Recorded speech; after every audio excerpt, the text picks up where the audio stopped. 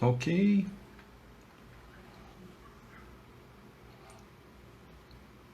beleza. Bem-vindos aí. Hoje a gente vai falar com a terapeuta ocupacional Yara. Vai ser bem interessante. Não vai ser muito leve o tema, mas vamos ver.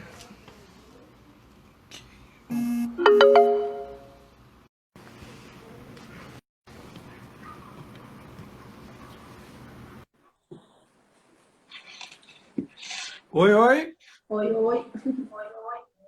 Eu espero que eu tenha adicionado o seu perfil correto. Tranquilo? Tudo, tudo. Como é que você tá, Yara? Eu tô bem, e você? Tranquilo. Vamos lá. Hoje vai ser um tema legal, light, né? Vai. Ótimo. Gente, bem-vindos aí. 26ª roda de conversa. Estamos cada vez mais aí. Dessa vez, a Yara já tinha sido recomendada. Eu tive uma ótima conversa com ela já faz um bom tempo. E eu estava realmente, assim, meio que devendo a ela ter uma oportunidade de falar. E com a pandemia ficou, curiosamente, até mais relevante, né? Uhum. Com tudo que anda acontecendo, né? Opa, foi mal aqui, desligar aqui. Então é isso, gente, vamos começar aí. Bem-vindo, Yara, muito obrigado novamente. Oi, eu que agradeço. Uma oportunidade, essa oportunidade, e eu fico muito feliz de a gente poder estar nesse momento de troca. Exatamente, né? Vamos lá então. Ó, a convidada da vez é a Yara Helena de Carvalho Paiva, ela é terapeuta mineira, ela é sócia fundadora da Plenos Espaço Terapêutica, mestre em psicologia pela UNB, especializada em saúde do idoso e formação em reabilitação cognitiva. Trabalhou 23 anos na Rede Sara e tem experiência em reabilitação física e tecnologia assistiva, né? Trabalhou com oncologia, envelhecimento saudável, demência, Alzheimer, cuidados com a saúde mental, a gente vai falar disso também, e como lidar e ter consciência sobre a morte, né? Então, como vocês veem, o tema hoje vai ser relevante, mas não lá muito light, né? Vamos lá, então.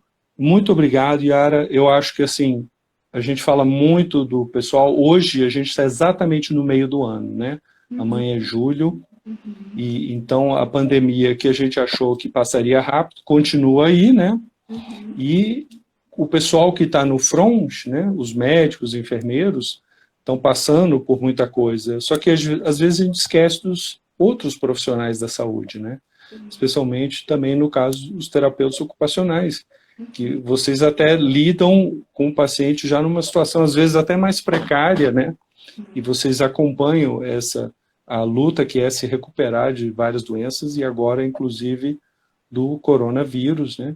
E que afetou o público-alvo maior. Você lida muito com pessoas de mais idade, etc., né?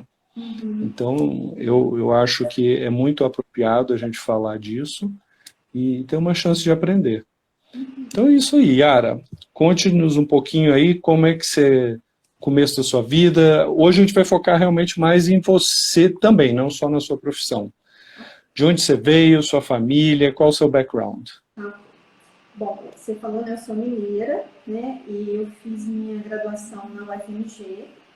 E eu tive a felicidade de, durante minha graduação, ter professores que tinham passado pela residência que existia aqui no SARA, né? Na época era a Fundação das Pioneiras Sociais, e elas tinham feito a residência, fizeram a prova para a docência e entraram então na UFMG. E isso foi na metade do meu curso, e a partir disso eu comecei a ouvir muito sobre o SARA, que não era na época ainda a Rede SARA. E isso influenciou muito, né? Não só a minha formação, como o meu grande interesse de vir trabalhar no SARA. E a outra sorte, né, da vida foi que assim que eu formei, a instituição fez um concurso público, né, porque antes era uma fundação das pioneiras sociais, com o projeto de ampliar a rede, os hospitais pelo país, né? Antes existia só aqui em Brasília como reabilitação. No Rio tinha a Júlia Kubitschek, que era uma maternidade, e em Belo Horizonte tinha também o Sara, mas ele também era um hospital mais geral. Eu cheguei até a fazer um estágio lá antes de fazer o concurso aqui. Então, eu vim para Brasília em 90, eu já tinha morado aqui com meu pai, né, que ele veio transferido. Aí, retornei, então, em 90, para fazer um treinamento. Todo profissional que entra no SARA, independente da área, faz um treinamento em serviço, que a gente chama. Então, hoje o treinamento é diferente, mas na minha época foi de 1 ano e 8 meses, então, é como se fosse uma residência mesmo, né? Então, eu fiz o treinamento, você passa por aulas, provas, treinamento em serviço, e se você passa desse período, você é contratada. Então, eu passei no treinamento, continuei na instituição, logo depois a instituição muda, né, de fundação passa a ser uma associação, então eu pedi demissão do serviço público e fui contratada, né, pela Associação das Pioneiras Sociais, e continuei no SARA até a minha saída, né? Nesse período, então, eu fiz o mestrado em psicologia, né, na UNB, e procurei sempre me aprimorar, até porque o SARA também possibilita isso, né, da gente estar se aprimorando, né, e crescendo profissionalmente.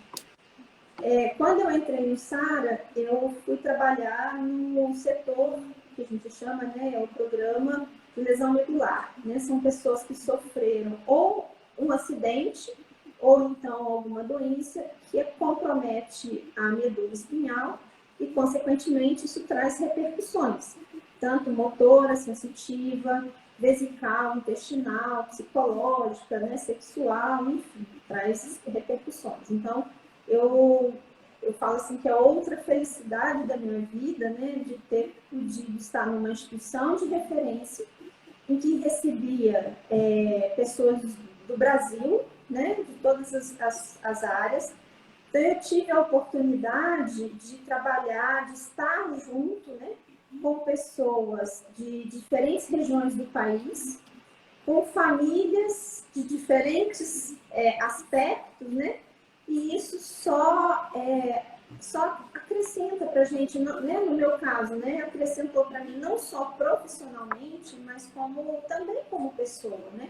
Porque nesse momento em que você está com o outro, não é só você que doa, não era eu, Yara, profissional, só me doando, né? Mas eu também recebi muita coisa. Em função da forma como essas pessoas se reinventaram e lidaram, né, com essa mudança drástica, que eu diria assim que talvez seja, né, uma morte, sim, também, né? Enfim, aí eu fiquei no SARA até 2013. A minha opção de sair, né, de pedir demissão, foi porque me veio muito forte a vontade de estar trabalhando na formação de novos profissionais. No SARA, eu tive essa oportunidade, né, ao longo do tempo lá, porque eu era monitora ou supervisora, não lembro mais o nome como a gente chamava, de outros profissionais que entravam na instituição. E, né, fazia essa parte de treinamento, então eu participei ao longo desses anos todos da formação dessas pessoas, e isso talvez tenha me despertado essa vontade de participar, colaborar na formação de outros profissionais. Então, eu pedi demissão e fui dar aula na UNB, fiquei como professora substituta, mas logo em seguida a empresa brasileira que gere, né, os hospitais universitários, então passou a gerir o HUB, fez um concurso público, eu entrei, estou lá até hoje, e lá eu trabalho com alunos, né, em supervisão de estágio, como supervisora de campo, e também com a residência, né, com os residentes da terapia ocupacional. Então, eu sou também preceptora. Então, juntou o que eu gosto de fazer, que é assistência, juntou também a questão da formação de outras pessoas. enfim, e nesse... Quanto que você faz de assistência e de aula, em termos da sua carga, vamos dizer, diária? A questão é que a preceptoria ela é em serviço, então eu estou com os residentes o tempo todo aqui comigo, atendendo e ao mesmo tempo discutindo, né, levantando artigo, dando aula, né, vamos dizer assim, mas não é aquela aula formal, né? Esse repasse do conhecimento, da experiência ali no momento, né, que a gente está ali no auge da assistência, né, com o paciente, ou fora, numa reunião, enfim. Então, é difícil definir assim, quanto que é um, quanto que é outro, porque isso é concomitante, né, ao tempo todo. Concomitante. Mas vamos lá, em que momento da sua vida você falou, eu quero lidar com pacientes com severos problemas e eu quero fazer isso na minha vida? Foi quando eu escolhi fazer terapia ocupacional. Na época, eu fiz o vestibular para a federal e também fiz para economia na Economia. universidade particular. Meu Sei. pai chegou a trancar economia por 6 meses para ver o que eu decidia.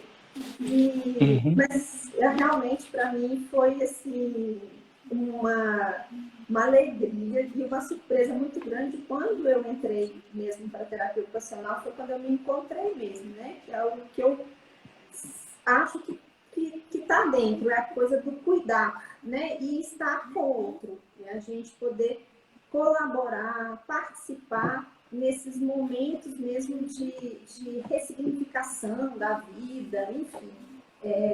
Eu acho que foi nesse momento. E se você fosse uma economista, imagina, nada disso, né? Pois é, eu acho que não ia dar certo, sabe?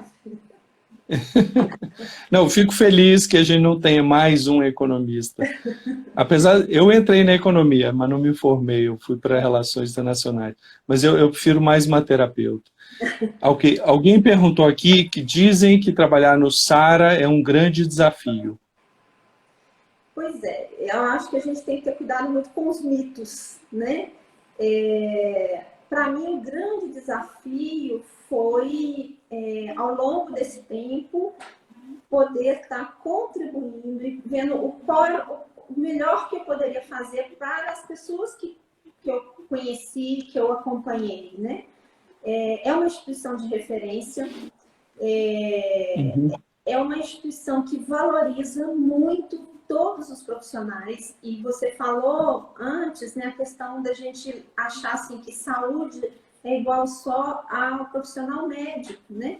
Isso é uma coisa muito cultural, e a gente, né, a população, a sociedade, ela não tem esse mesmo olhar para os outros profissionais da área de saúde. E o SARA, ele não só tem esse olhar, como ele valoriza muito, muito. É o profissional da área de enfermagem, né? Eles são os donos da casa, né? Vamos dizer assim, eles estão lá 24 horas. É uma carga física, emocional enorme, né? Então, assim, a gente vê que esses outros profissionais, eu falei da enfermagem, mas tem a psicologia, a terapia ocupacional, fisioterapia, serviço social. Você vê até na questão da remuneração é bem diferente, né? Do profissional médico. E hoje, né, não é hoje, mas de um tempo para cá, a gente vem falando muito desse modelo mais biopsicossocial de assistência, onde você tem uma equipe que trabalha de forma integrada, né? Não é cada um no seu quadrado, mas de uma forma integrada, um complementando o trabalho do outro, né? Então, eu vejo o desafio de estar no SARA muito nesse sentido. E eu diria assim que a faculdade talvez tenha me despertado para a minha profissão, mas a minha grande escola mesmo foi o SARA, foi o tempo que eu permaneci no SARA. Ok. Agora, assim, o médico...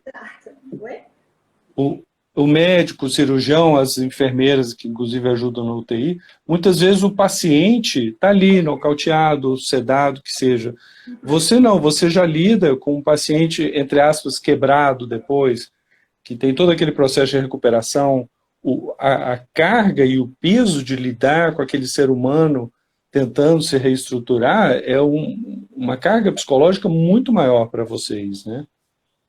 Mas mesmo esse paciente que está ali na UTI, né? Se eu vou exemplo da UTI, que está sedado, tem muita coisa que a gente precisa cuidar e atuar para que as coisas não compliquem, né? Então, por exemplo, se eu não cuido do posicionamento dele, da mudança de 2 em 2 horas, né, ele no leito, ele vai fazer uma lesão de pele que vai virar uma ferida grande e isso vai trazer complicações, entendeu?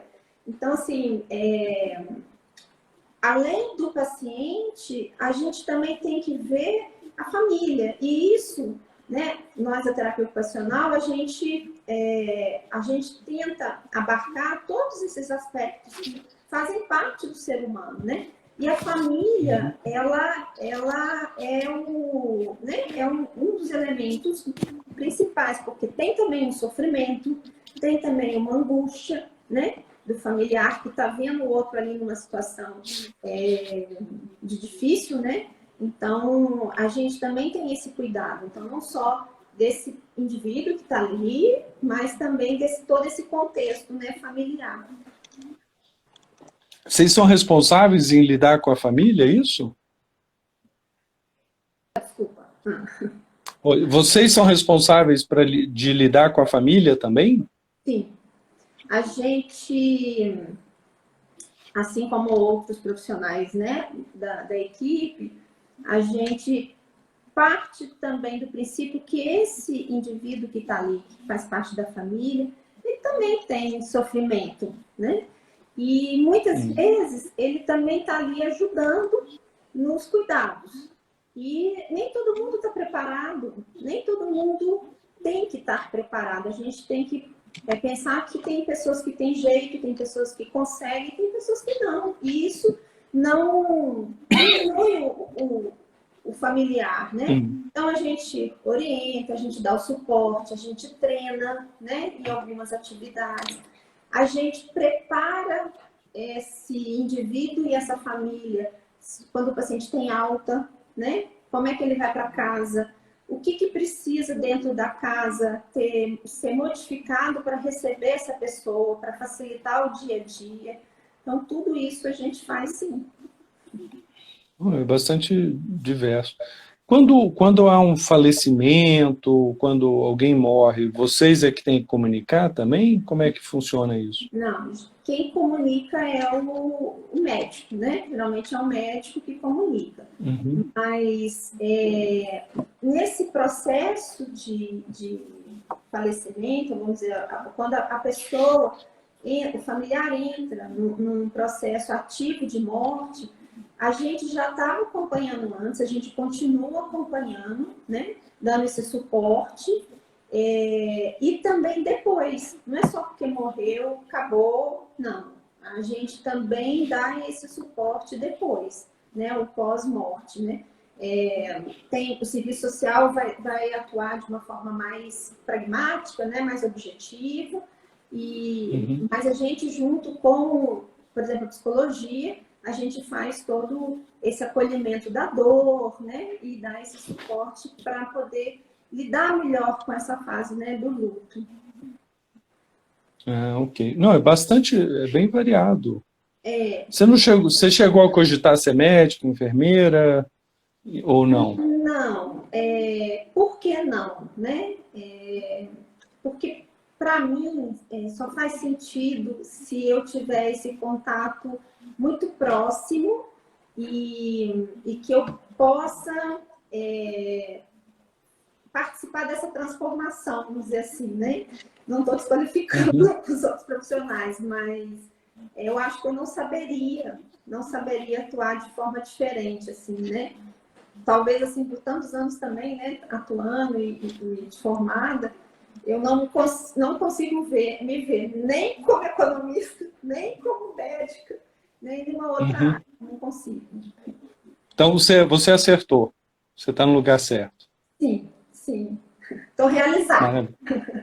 Está realizado. Ó, o Horácio pergunta, você tem condições de comparar força de dedicação para uma autorrecuperação movida por um jovem versus um idoso?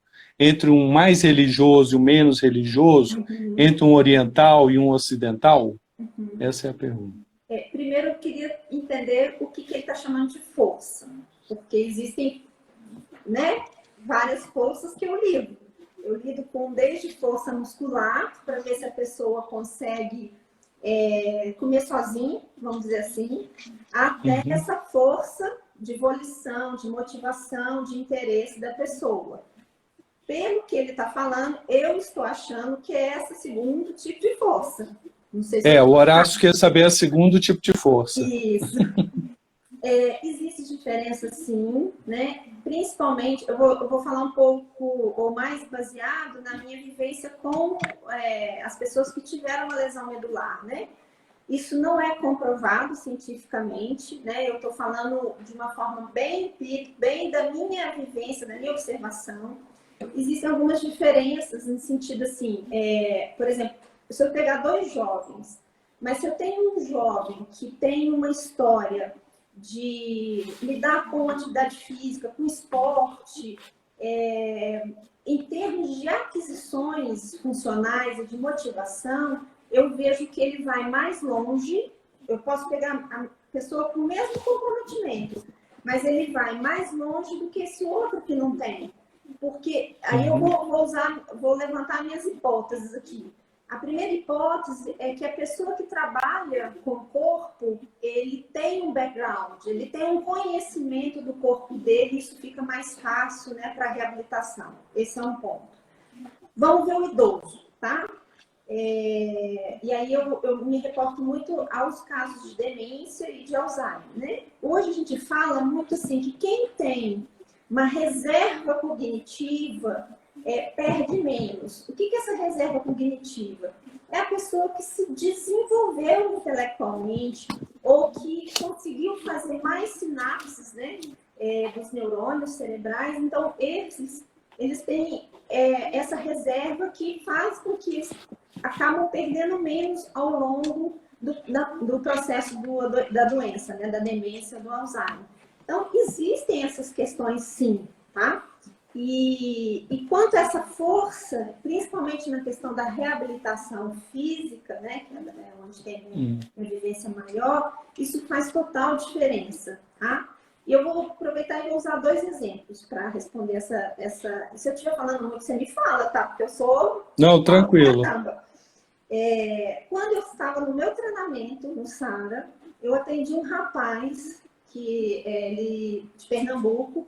Ele era campeão de natação e, ironia do destino, ele acabou fazendo uma fratura cervical, que levou uma lesão medular, e ele ficou tetraplégico, porque ele foi na praia, estava muito calor, ele foi correndo pular e ele bateu a cabeça num banco de areia, tá? Um campeão de natação. E foi assim, o maior presente que eu tive na vida, porque ele me ensinou muito, muito. E todo dia que eu chegava no quarto dele e batia, né, para chamá-lo, para a gente ir trabalhar, ele me falava o seguinte: olha, você viu, eu não esqueço, isso foi em 90. Ele falava assim para mim, eu falava bom dia, ele falava bom dia, hoje eu estou preparado para ser melhor do que ontem e vou me preparar para amanhã estar melhor do que hoje. Isso para mim foi uma lição e tanto. E ele realmente, foi um caso que eu apresentei no SARA, porque em termos de aquisições, que a gente fala aquisições funcionais, ele foi muito além do que a gente vê nos livros, por exemplo, né? Então você vê, mas era uma pessoa que tinha isso, ele era um atleta, e isso fez com que... Tinha motivação, né? É o perfil do atleta, ele quer se vencer a própria marca, né? Diariamente. Por outro lado, eu tenho outros exemplos que eu não consegui, não, que não deram certo, né? Eu lembro também, né, e eu guardo bem mesmo os casos. de um senhor português que também teve uma lesão medular alta por um acidente de carro, uma pessoa com poder aquisitivo ótimo, excelente, mas não queria. Ele tinha condição de comer sozinho, ele tinha condição de ser um pouco mais independente, mas qual foi a opção dele, né? Ser totalmente dependente da esposa. E a gente tem que respeitar. Eu não estou fazendo julgamento, né? Não, claro. É mais no sentido de dar esse exemplo, assim, a gente tem que respeitar. Então não adianta eu querer, eu ter a técnica, eu ter o conhecimento, eu ter a experiência, se a pessoa não quer, né? Então, eu acho que eu respondi a pergunta, né? Eu acho que o Horácio quer saber o que dá mais força de vontade, quais seriam as pessoas que teriam perfil. E aí, por exemplo, religião. Você acha que religião influencia para bem, para mal ou neutro? Influencia. Eu acho que eu diria assim, a espiritualidade, né? Também para a gente não entrar na questão da religião, que é de cada um, traz uma força, sim, e lidar melhor com essas dificuldades, com as limitações, né? Aí eu vou usar também um exemplo de uma pessoa, né? A minha sogra, ela tinha distrofia muscular e com toda dificuldade de locomoção, ela tinha essa coisa de estar na rua, de ir em festa, de viajar. E eu nunca vi uma pessoa tão resiliente e com uma força, né, que motivou ela a viver até os últimos dias. Né? Então, realmente, esses aspectos favorecem sim. Né? Eu imagino que mulheres também são mais resilientes, né, que homens. Sim, não tem nada comprovado cientificamente, mas lidam melhor, né? Pela sua experiência. Isso. Então, tem deixa eu ver, eu vou tentar só manter. O Rafael, médico, ele pergunta, Yara, isso é comum em atletas, a boa dedicação? O fato de estar em um ápice físico e depois cair não cria uma barreira por revolta? Eu acho que tem, também vou falar baseado na minha experiência, eu acho que são fases, né? A revolta, ou esse momento de negação, ele faz parte de qualquer situação de perda, né? E talvez o que eu quero trazer é que essas pessoas, né, no caso do atleta principalmente, que tem um conhecimento do corpo, facilita muito essas aquisições, tá? Agora, eu diria mais que talvez assim, o perfil da pessoa antes, né, vai interferir nessa questão da raiva, vai interferir nessa questão da negação para sempre. Então, talvez não seja muito vinculado ao ser atleta ou não.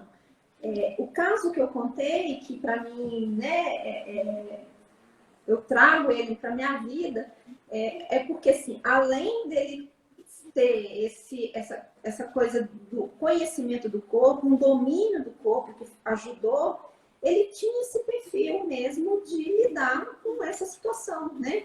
Ele poderia ficar com raiva, né? Poxa, eu sou um nadador campeão pernambucano, estou aqui, poderia, mas sei lá, estrutura familiar também é um fator que contribui, né? Esse apoio da família.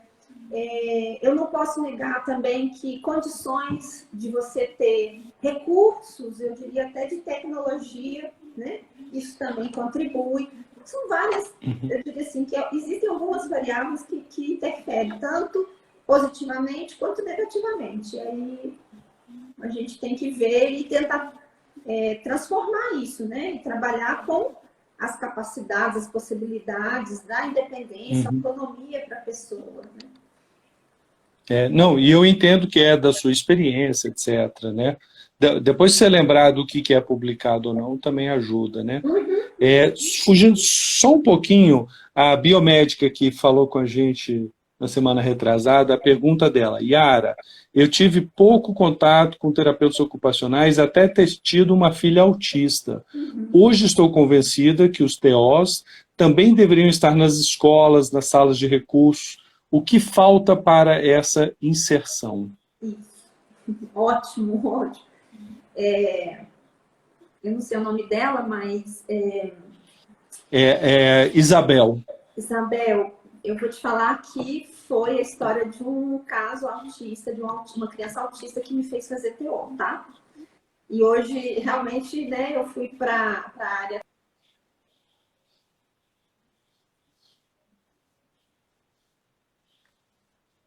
Opa, ok.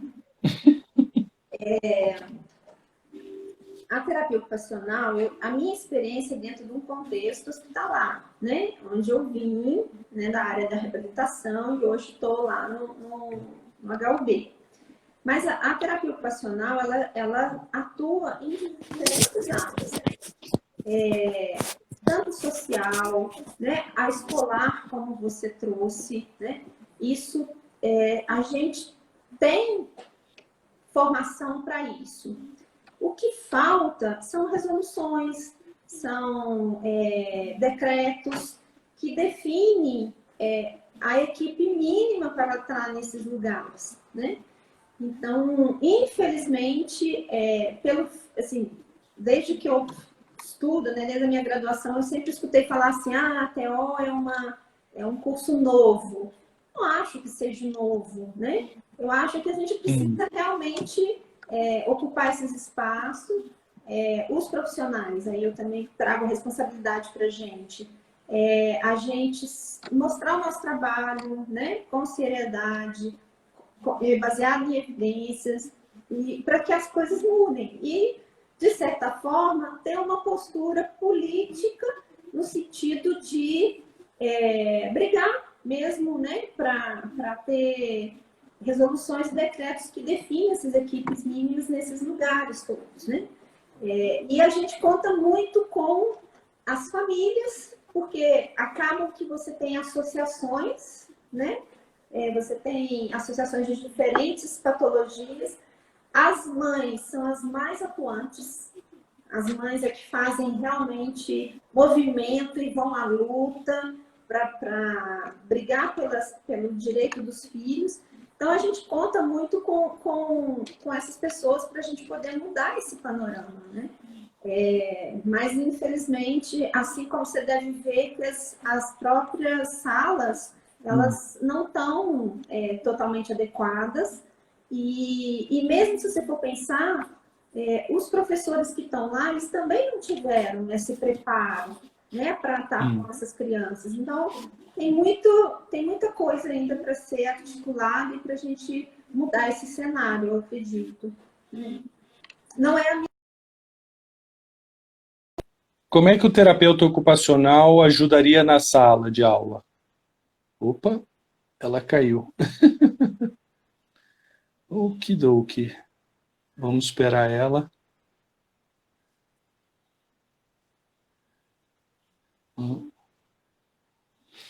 Foi mal. Aparentemente ela caiu. Já volto. Gente, para quem chegou agora, é a 26ª roda de conversa. Eu sempre convido pessoas bastante interessantes, ou com profissões, ou com uma vida interessante, né? E hoje a gente está com a Yara, que é terapeuta ocupacional, e assim que ela conseguir voltar, a gente continua, né? Fiquem à vontade de fazer perguntas, eu vou sempre tentando acompanhar. Se eu esquecer, eu peço desculpas. Coloquem de novo a pergunta, né? E aí a gente faz, eu repasso. Vamos lá ver se ela voltou.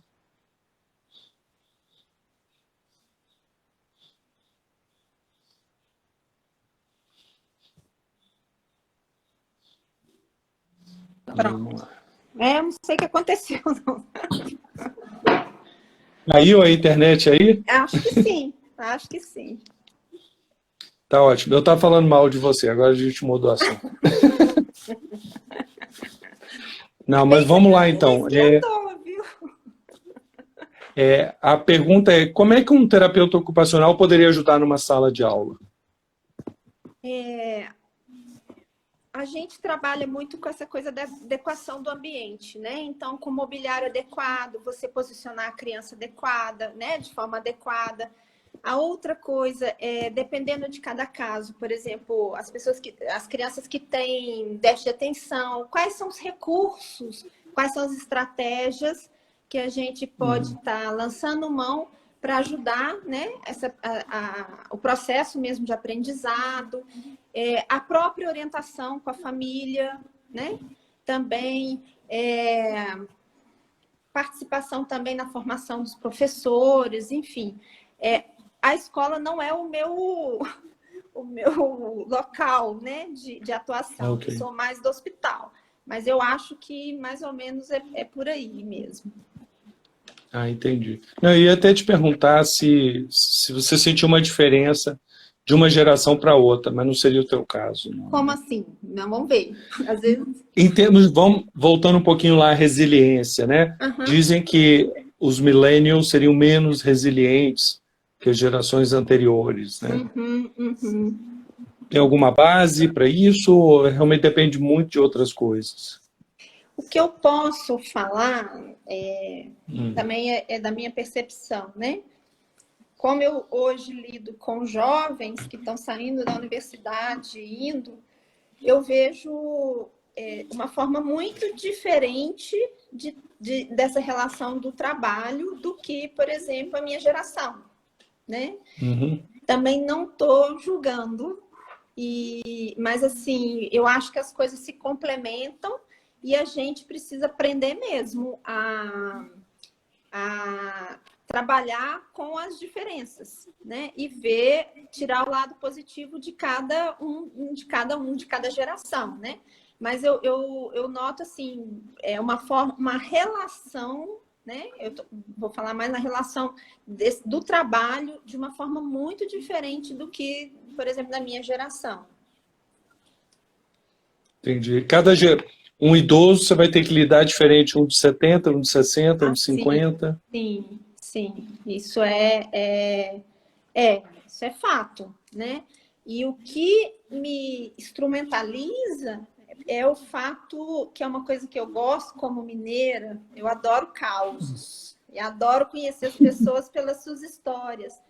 Então, o que me dá essa segurança de lidar com o outro é eu ter realmente o ouvido aberto e ouvir, construir a história desse indivíduo para mim, né, nessa relação. E aí eu vou saber como que eu vou lidar. Eu acho que é a forma como a gente faz com as nossas relações, né? Então, assim, não é só questão da idade, mas, por exemplo, eu trabalho num hospital universitário, um hospital público, né? E tenho uma clínica que eu só atendo particular. Então, o meu trabalho, o meu objetivo e a forma como eu lido é a mesma, é Yara, essa estrutura é única, mas eu tenho que fazer as adequações, né? Eu não posso exigir ou pensar em estratégias no hospital universitário da mesma forma que eu posso, infelizmente, né? Que eu faço isso no consultório, mas em termos de conhecimento, o que eu tenho de bagagem, eu vou usar nos dois lugares, da mesma forma. Agora aqui, só entre nós, fala aqui, sinceramente, qual é o grupo e faixa etária mais chato, mais teimoso e que dá mais trabalho? Olha, eu gosto muito eu gosto muito dos... Não, mas de repente, sei lá, os de 60, de repente são mais teimosos de 70, eu não sei, mas tem um grupo que você fica assim, ai meu Deus, esse é daqueles. Não é uma pergunta difícil para mim, mas não tem, para mim não tem. Assim, eu acho que hoje eu não consigo, talvez, ter o mesmo rendimento com criança. Apesar de eu já ter trabalhado com criança, mas eu já perdi a mão, já perdi o jeito. Então, talvez para mim seria um desafio maior, apesar de eu gostar muito de criança, né? Mais pela energia que eles têm, né? A Fátima Pierre pergunta se você acha que hoje os novos profissionais novos profissionais estão menos comprometidos com a humanidade nas relações terapeuta e paciente. Pergunta da Fátima. É uma grande terapeuta ocupacional, uma experiência também fantástica. E a gente teve a oportunidade de estar junto no hospital de base, né, com estagiários da UNB. E, como eu falei, Fátima, assim, a relação deles, né, com o trabalho, com o outro, eu diria assim, até com... Eu tenho, né, a forma como eu fui como referência, né? E a forma de lidar com o colega mais velho, com o colega que tem um pouco mais de experiência, é muito diferente do que a gente sempre fez, né? E eu vou usar o que a Fátima falou, assim, talvez a minha leitura é de que seja realmente um déficit desse comprometimento com o trabalho, com as relações, porque para eles tudo é muito rápido e muito ágil, muito superficial, não sei. É a minha leitura e uma hipótese, né? Mas não sei, acho que é isso. Mas pode ser uma diferença de geração, talvez, não sei. Sim. Só rapidinho aqui, a Flávia Siqueira diz que terapeutas ocupacionais são verdadeiros anjos, principalmente você, Yara. Obrigada, Flávia. Eu sei que você não está lendo tudo. Vamos lá, vamos focar aqui rapidinho. Alzheimer, antes que eu esqueça de perguntar sobre isso. Diga, o que você quer perguntar especificamente sobre Alzheimer? Como é que evita? Como é que está a situação do alemão? Sim. Bom, vamos lá. Primeira coisa que eu acho que a gente tem que ter um alerta que nem todo esquecimento é Alzheimer, viu? E que dentro do quadro das demências existem inúmeras demências, né? E então a gente tem que ter muito cuidado em a gente não colocar tudo na mesma caixinha do Alzheimer, né? Esse é um primeiro ponto. O segundo ponto, eu acho que a gente tem que ter muito cuidado com a questão dos diagnósticos, né? O Alzheimer, ele é um diagnóstico que é feito ao longo do tempo. Não é assim, você vai, faz o exame, pronto. Não, você precisa acompanhar a pessoa, né? Esse é um ponto. A gente tem que pensar, eu não sei se seria evitar, mas assim, quais são as coisas que a gente pode fazer, quais são os aspectos que a gente pode lançar a mão para que a gente tenha um envelhecimento saudável, né? Independente do Alzheimer, independente de qualquer outra demência, independente de ter um corpo físico que também não acompanha. E a gente sabe isso, né? Que a atividade física, né? Isso é fundamental. Outra coisa extremamente importante, né, para o envelhecimento é a questão da socialização. A gente tem que ter as relações, isso faz parte desse envelhecimento saudável, porque muitas vezes essas relações nos faz mesmo desafios, e é o desafio que faz com que a gente tenha novas conexões neurais, fique mais ativo, e com isso a gente, né, a tendência é a gente ter um envelhecimento saudável. Todo mundo me pergunta, né, acho que para várias pessoas, se fazer palavra cruzada eu vou prevenir Alzheimer. Não vai. O cérebro precisa de desafios. Não é eu fazer todo dia a mesma coisa que eu vou estar prevenindo demência, Alzheimer. Não é. É eu sempre ter coisas novas e desafiando, né, o meu cérebro a um processo de aprendizado. Porque o processo de aprendizado eu faço novas conexões. Novas conexões eu vou ter o quê? Que é o que eu falei agora mesmo. Eu vou ter repertório, eu vou ter reserva cognitiva. E também plasticidade. Você mantém uma certa plasticidade cerebral, né? Isso é a plasticidade, né? tem um geriatra que eu admiro muito, que numa palestra ele falou uma coisa que me assustou muito. Ele falou assim que no futuro próximo, entre 3 pessoas, 2 com certeza terão Alzheimer. Mal do século, mal do século. Mas assim, não sei, é melhor ter Alzheimer do que morrer de problemas cardíacos aos 60? Porque... Não sei te responder isso. Não sei. Porque a piada é que, na medida que a gente foi resolvendo certos problemas de saúde, os problemas cardíacos aumentaram. Sim. Mas, no fundo, é porque as pessoas não estavam morrendo de outras coisas antes. Sim. Então, você criou, entre aspas, um problema porque as pessoas não estavam morrendo por outros, né? Uhum. E agora, com a certa idade, é o que você falou, né? A gente tem um limite para plasticidade. Vamos dizer, o ser humano, não, mesmo com boa saúde, não pode viver muito aquém de 100, 110, né? Uhum. E você tem problemas de manter essa plasticidade, né? Eu diria que essa questão maior é a questão da nossa máquina, não é nem a plasticidade, mas uma máquina que não dá conta mesmo de funcionar. O coração não vai dar conta de funcionar, os outros órgãos também não vão dar conta de funcionar esse tempo todo, né? Então, realmente, a gente tem um limite. A questão que eu vejo é que esse limite ele se estendeu, porque a medicina avançou, né? Hoje a gente tem avanços tecnológicos, enfim, a gente tem recursos, né, de medicação, enfim. E a gente paga um preço por isso, que é o quê? Hoje a gente tem mais gente vivendo com sequelas ou com doenças, com complicações, né?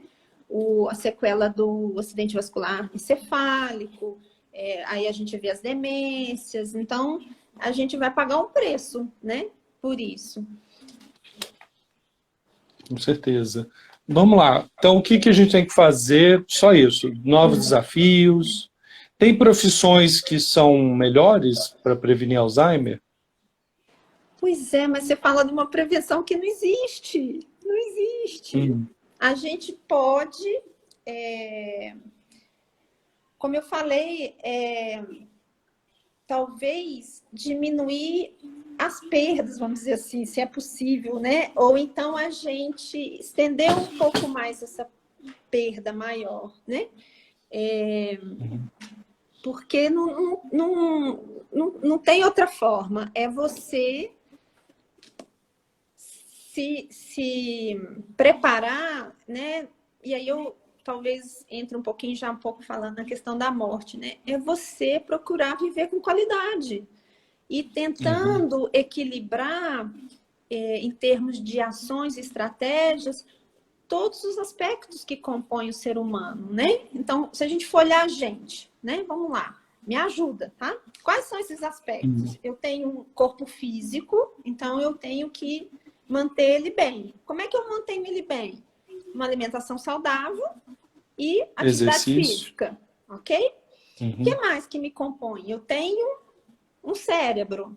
Se para atividade física eu faço, né, exercício que movimente meus músculos, eu tenho que fazer coisas que façam com que os neurônios, né, sejam mais ativos. E aí, então, que é o tal do desafio, é aprender coisas novas, fazer coisas novas, coisas diferentes, né, tal.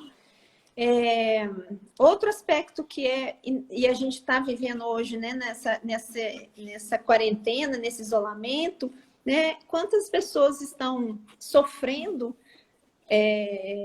porque estão isoladas, não tem a relação. Por mais que a gente tenha tecnologia, mas você não tem a relação com o outro, né? Então, o social para a gente é importante. Ainda mais nós, brasileiros, né? Esses dias mesmo eu estava brincando assim, eu tô com saudade de um abraço mesmo, né? Porque é o que alimenta a alma da gente, né? Mas então, finlandeses, a piada é que só cabe um finlandês na parada de ônibus, porque eles mantêm 2 metros de distância sempre, né?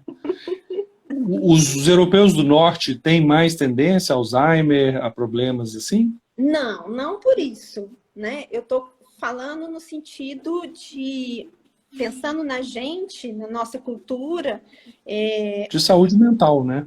isso. E o que vai fazer com que eu envelheça com qualidade, não é nem envelhecer, eu viva com qualidade, né?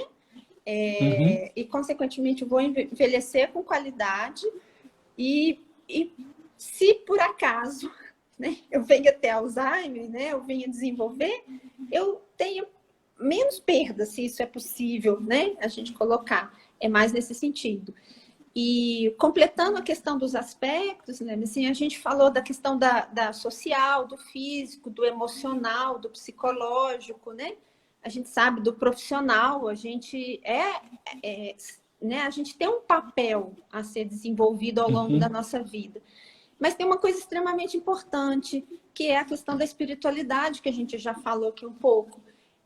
Eu não estou falando, mais uma vez, eu não estou falando de religião, mas é um Uhum. aspecto que a gente tem que olhar de uma outra forma e ter essa crença, né? Esse acreditar em algo e que possa dar essa força mesmo. Isso faz parte da gente, né? Enquanto ser humano. Então, é a gente olhar para todos esses aspectos e equilibrar, né? Equilibrar e ver onde que eu estou deixando de lado, tá? E aí Ok. eu tomar umas providências, né? Então, os ateus têm mais chance de ficar gaga. Não estou falando isso. Eu sei, não, Porque estou brincando. Mas mas você falou de vários aspectos, etc. Agora, a Alessandra Carpazzi mencionou que o Alzheimer adoece quem cuida. isso é extremamente importante. Foi bom ela ter colocado isso, tá? Ok, não, mas vai lá, depois eu vou voltar.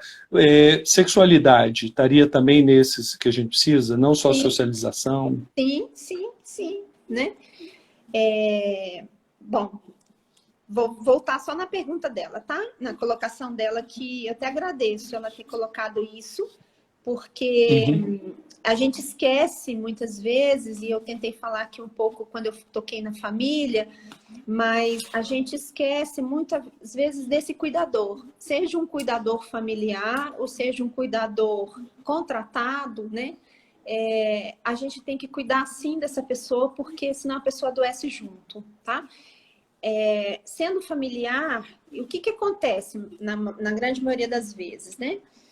Geralmente, assim, é um membro da família que ou está aposentado, geralmente é mulher, né? Ou está aposentado, ou os filhos já não estão mais, enfim. uhum. Acaba que é a pessoa que é delegada para cuidar desse idoso, né? E isso é extremamente complicado, porque a carga emocional, né? Primeiro porque eu tenho um vínculo com essa pessoa, seja meu pai, minha mãe, né? Geralmente é assim, eu tenho um vínculo. E quantas vezes eu já vi familiares vindo me procurar angustiados, porque assim, uma filha falar assim, ela não lembra de mim mais. Se a pessoa, sua mãe, não lembrar mais de você, ou em certas situações lembrar de um e não lembrar do outro, é muito angustiante para quem vive. Então, a gente tem que cuidar, sim, desse cuidador, né, no que diz respeito à questão emocional, à questão física também, porque é Uhum. um trabalho árduo mesmo, né? Muitas vezes você vai ter que ajudar num banho, vai ter que ajudar a trocar de roupa, enfim, então é um trabalho físico. E a outra coisa que a gente tem que ter cuidado é que muitas vezes, não só no Alzheimer, mas se a gente for ver em qualquer outra pessoa que tem um acidente e fica por um tempo limitado, né? Essa pessoa abre mão da sua Hum. vida para cuidar do outro, né? E acaba se perdendo mesmo, perde enquanto identidade. Então, É o esforço, né? a gente tem que cuidar disso, dividir mais as tarefas, né? Com outras pessoas. E é isso o terapeuta faz muito, né? O terapeuta ocupacional faz muito na hora de dividir, de sentar, vamos organizar essa rotina, tanto da pessoa, do paciente, quanto do familiar, para que as coisas fiquem distribuídas e não ficam concentradas, não ficam tão pesadas, enfim, isso também é função nossa. Tem cursos online, tem como alguém aprender a lidar com isso? Especialmente se alguém da família já está dando sinais de demência, de Alzheimer?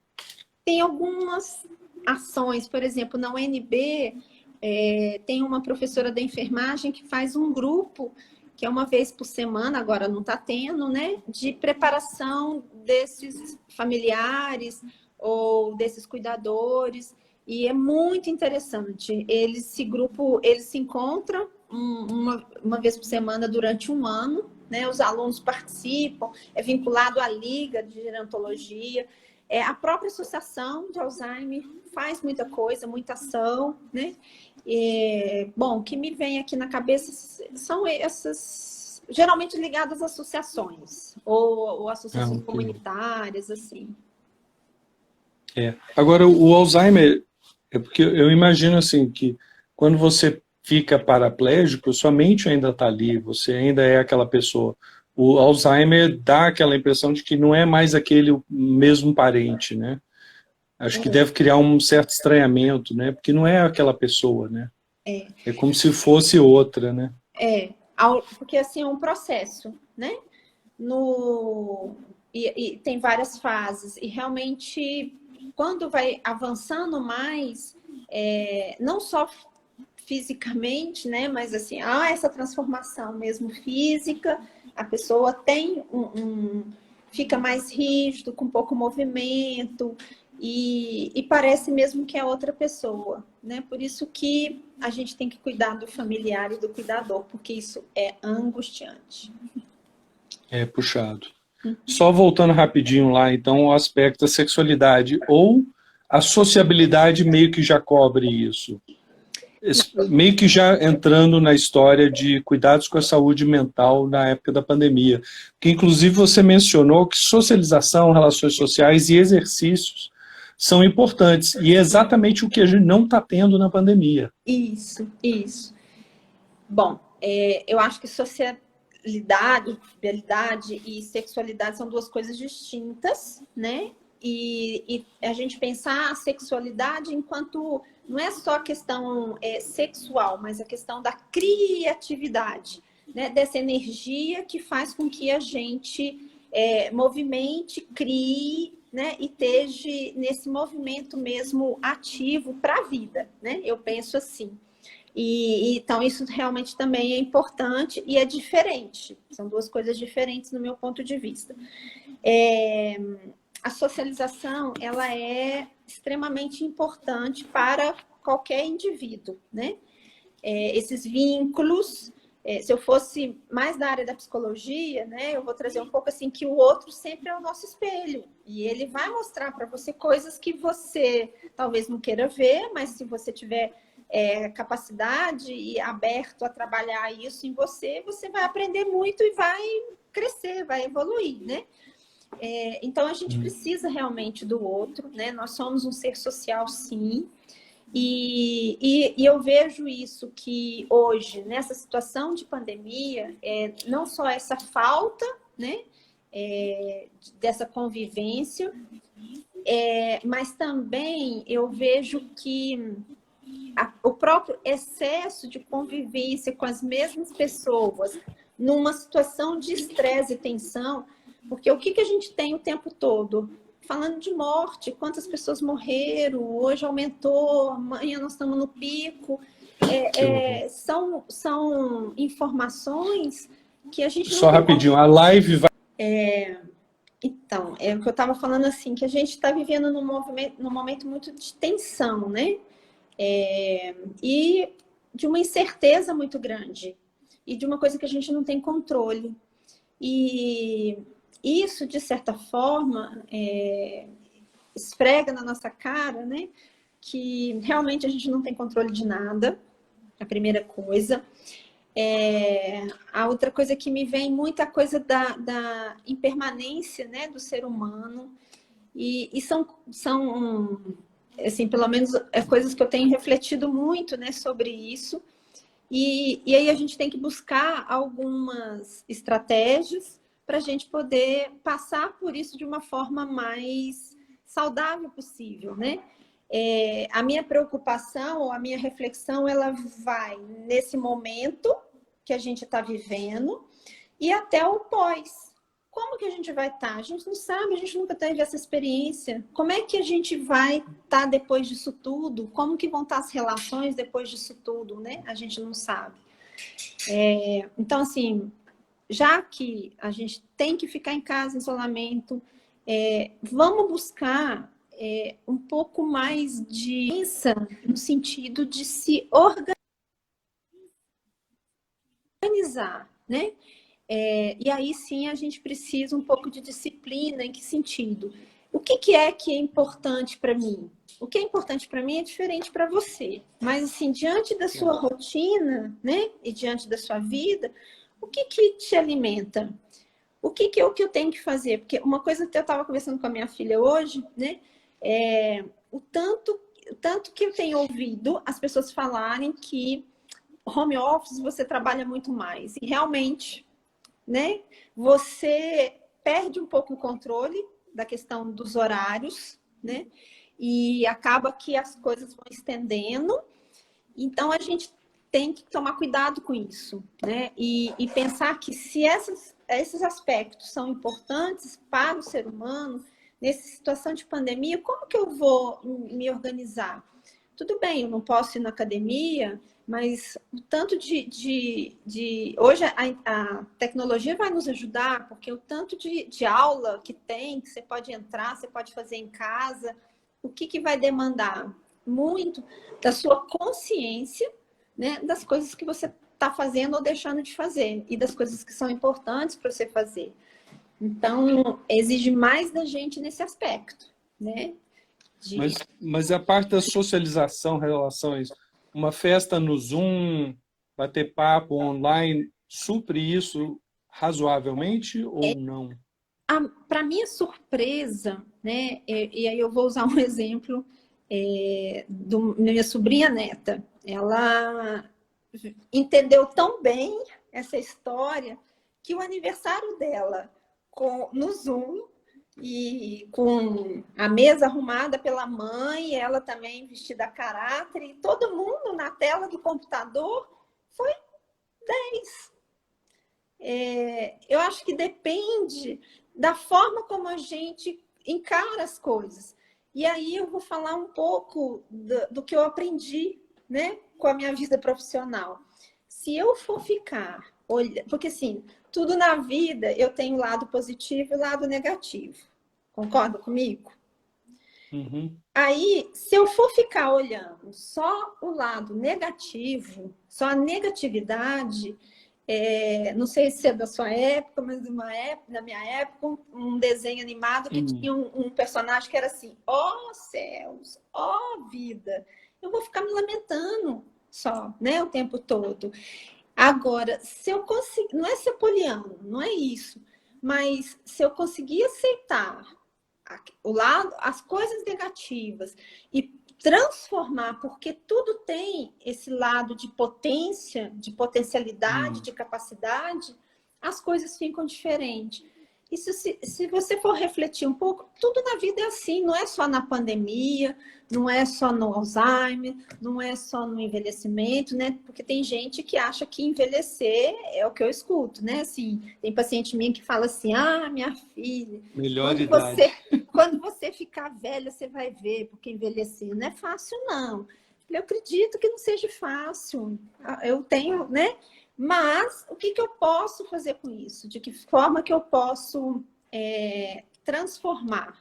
Tá? Não é nem superar, que é outra coisa também que eu aprendi, que não é superação, é transformação, que é a palavra mais adequada que eu vejo. A adequação, tá ótimo.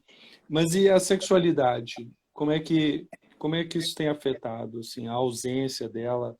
Ou, por exemplo, tem um colega meu aí que acho que ele não vê a namorada há 3, 4 meses. Né, Mário? Entregou o Mário, mas olha só, Eu acho que tem que, cada qual com o seu qual, e tem que arrumar uma estratégia.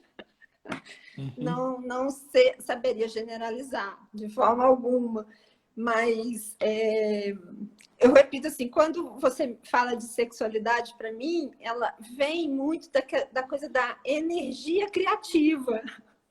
E aí, enfim, é uma energia que é nossa, inerente, e que ela é criativa e motivadora. Então, Mauro, Não, sem nome, sem nome.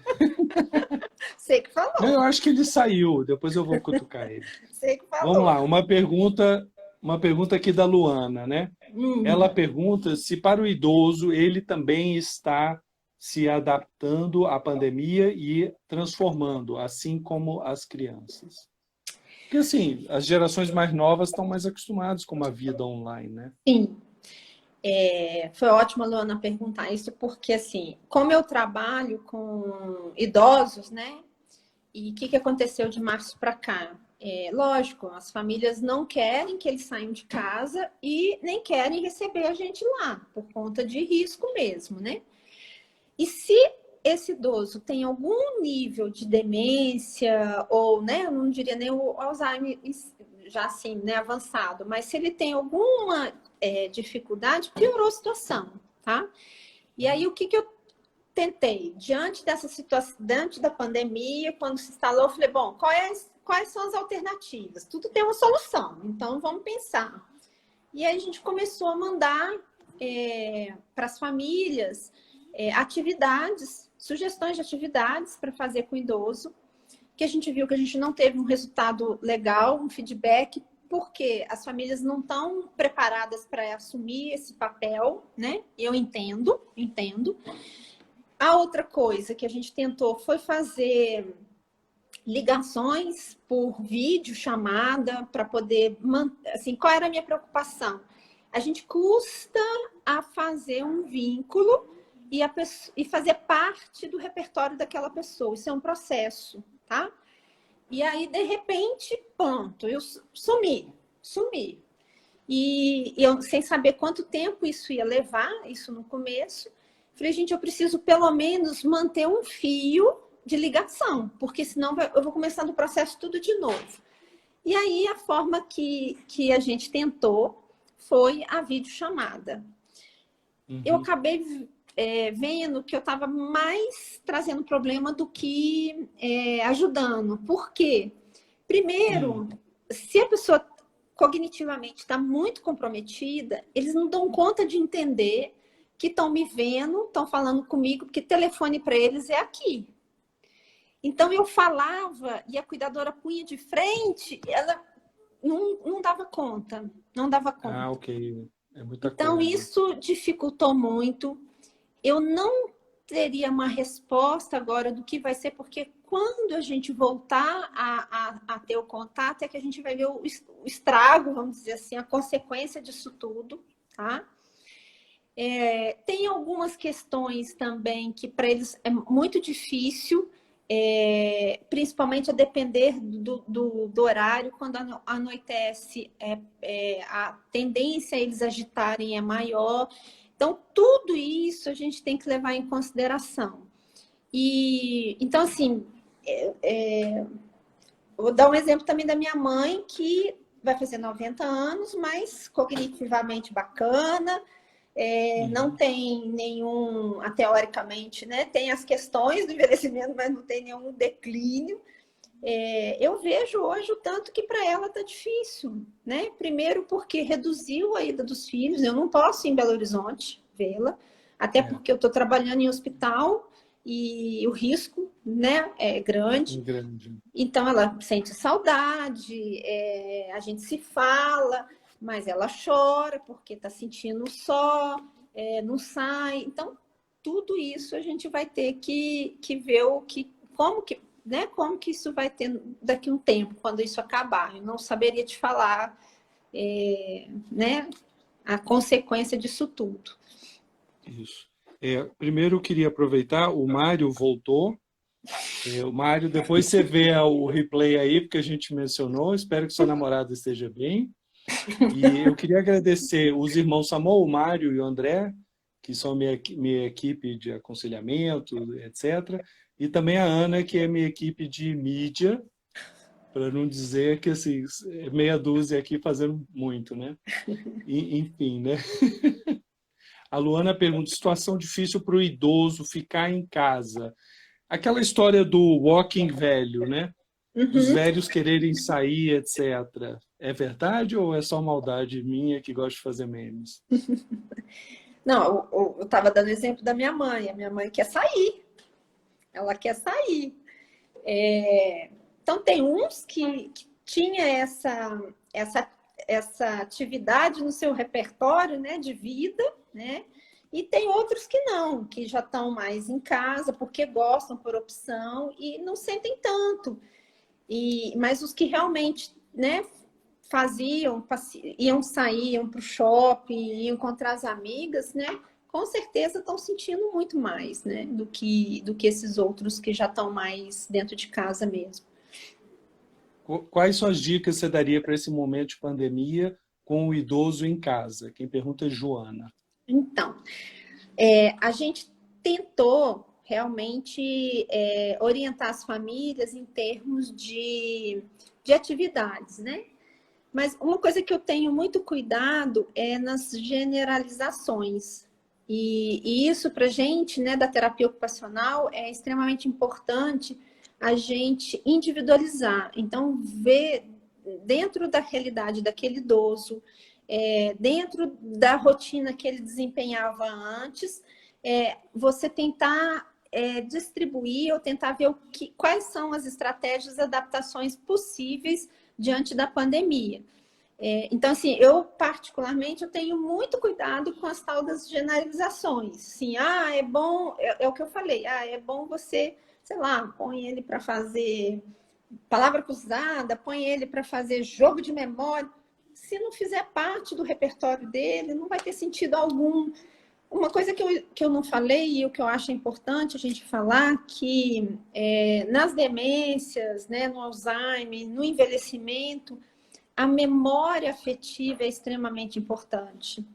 Então, assim, se você conversar com uma pessoa que está passando por esse processo de declínio, né, você tocar em coisas que realmente fazem a diferença para ela ou que fazem parte da história dela e que ela traz essa emoção, aí é o caminho que a gente vai, né, no caso do terapeuta ocupacional, a gente vai resgatando, né, essa história, né, dessa pessoa e trazendo essa memória. Então, o que eu quero dizer com isso é que cada um é um, né? E a gente tem que entender esse idoso, o que faz parte da vida dele, da história dele, valorizar isso, né? Para poder ver o que a gente pode fazer nesse momento de pandemia. Nós estamos falando no momento de pandemia porque a gente está vivendo isso, mas se vier uma outra diversidade pelo amor de Deus, não estou jogando. Mas se Não, vier 2020, estamos no meio do ano. Ainda tem 6 meses desse ano, Deus me livre. Mas você entendeu? Assim, se tiver alguma outra situação, eu não digo nem mundial, mas eu digo da vida de cada um individualmente, que traz esse momento, né, de estresse, a gente buscar esse histórico, né, da pessoa. Isso é importante. Eu vou fazer uma pergunta não muito legal, mas assim, os filhos têm abandonado seus pais velhos? Eu digo pré-pandemia, inclusive. Olha, outra coisa que é difícil a gente também generalizar. Existem filhos que, assim, eu sempre falo assim, quem vai cuidar de mim? Eu não sei se... Estou falando sério, assim, eu não sei se o cuidado que eu tenho com a minha mãe, se eu vou receber. Porque são gerações diferentes, uma forma diferente de lidar com tudo isso. Então, eu não sei, eu tenho dúvida. E até já combinei com umas amigas, assim, que é o auge agora, no momento, as pessoas, os idosos, se unirem e morarem num condomínio. Existem hoje já, né, condomínios para isso. Então, eu acho que o caminho é esse. A gente se unir, ir para um condomínio que tiver o menos risco possível de queda, pelo amor de Deus, não pode cair de forma alguma, super acessível, com vários tipos de atividades. Olha que legal, isso seria fantástico. E com Mas todos acho que eu vi um experimento, eu não lembro em que país, eles fizeram uma creche para crianças pequenas e elas conviviam com idosos. E fantástico. aparentemente foi muito positivo para os dois lados. Isso a gente fala, né, intergeracional. É extremamente importante. E eu tenho um exemplo, lá na clínica, antes da pandemia, a gente costumava fazer muita atividade fora. Então, levava eles para o CBBB, né? Exposição, enfim, a gente sempre fazia alguma atividade fora, assim como também lá dentro, né? Comemorando festa junina, carnaval, enfim. E aí eu fiz um cinema. Era num sábado, a gente começou a fazer o sábado, era cine pipoca.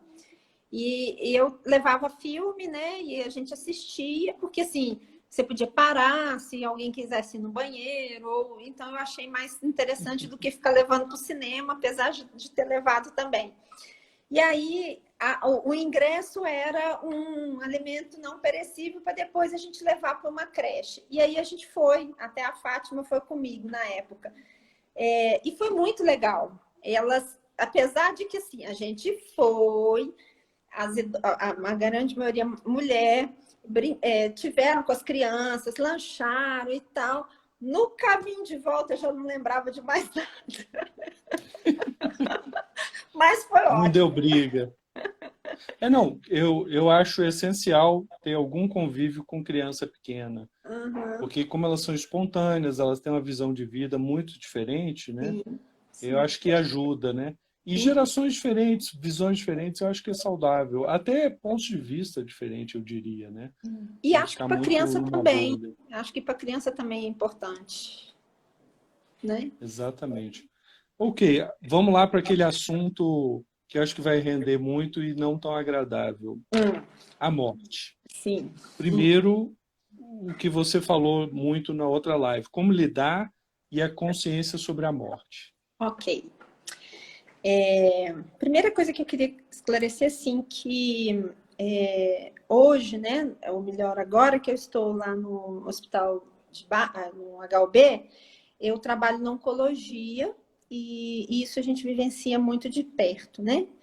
E eu até falei naquela outra live que quando eu estava no SARA, eu não estava na oncologia, mas eu dava plantão de final de semana na oncologia. E para mim era muito difícil, eu tinha que me preparar a semana antecedente ao meu plantão de final de semana, dava o plantão angustiada com as histórias e depois eu levava uma semana para digerir tudo isso, né? E eu sempre falava assim, gente, quem trabalha, né, os enfermeiros, os terapeutas que trabalham com oncologia são pessoas especiais, enfim, eu tinha essa, olha para você ver, eu tinha essa coisa comigo.